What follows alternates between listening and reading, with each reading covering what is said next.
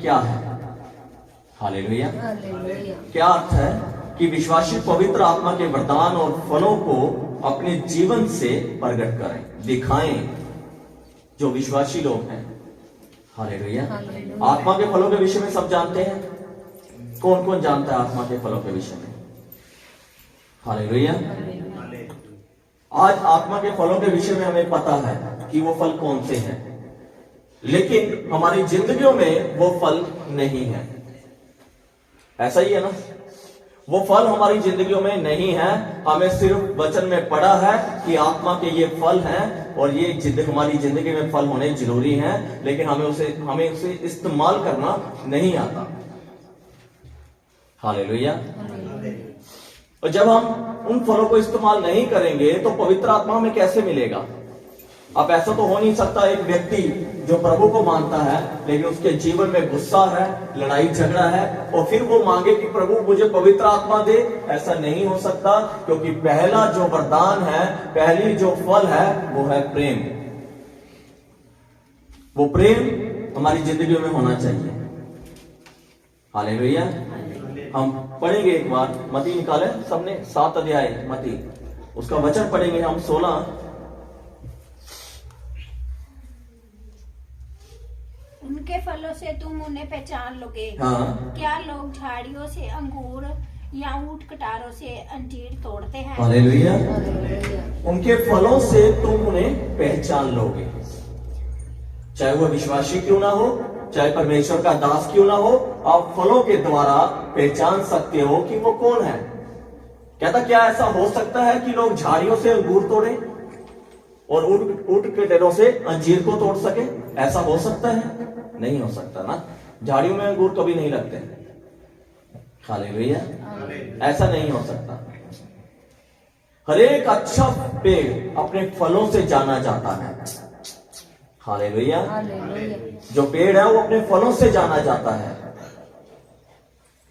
इसी तरह हर एक विश्वासी अपने फलों से जाना जाएगा कि उसमें आत्मा के फल हैं या शैतान के फल हैं।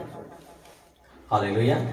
शैतान के फल लड़ाई झगड़ा वैर है ना, गाली गलौज, व्यभिचार, बुरी आदतें, बुरी लालसा, जादू टोना, ये सब शैतान के हथियार हैं। हालेलुया। लेकिन प्रेम, आनंद, शांति, धीरज, कृपा, भलाई और संयम, ये परमेश्वर की आत्मा के फल हैं और काम है। हालेलुया। हम पेड़ से उसके फलों को देखकर अंदाजा लगा सकते हैं ये कौन सा पेड़ है ना।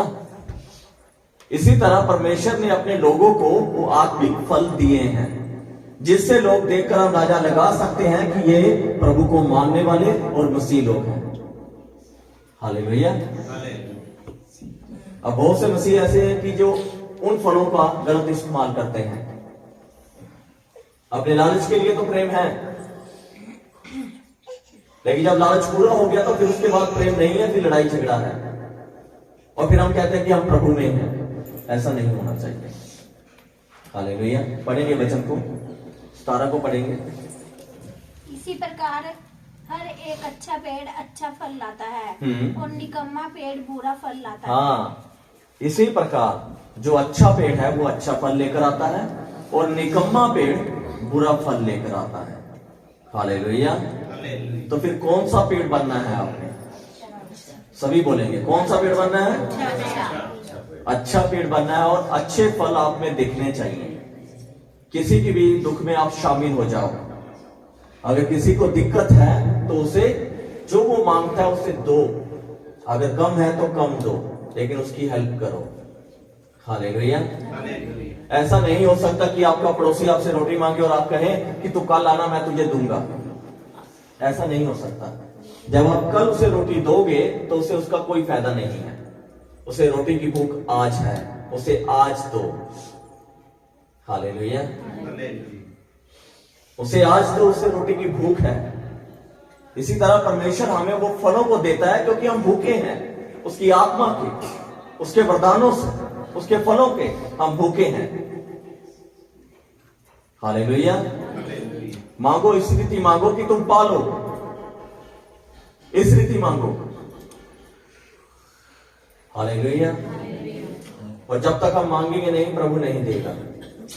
हम फलों के विषय में पढ़ेंगे, हम निकालेंगे, गलातियों निकालेंगे एक बार, उसका 5 अध्याय 22 और 23 वचन पढ़ेंगे।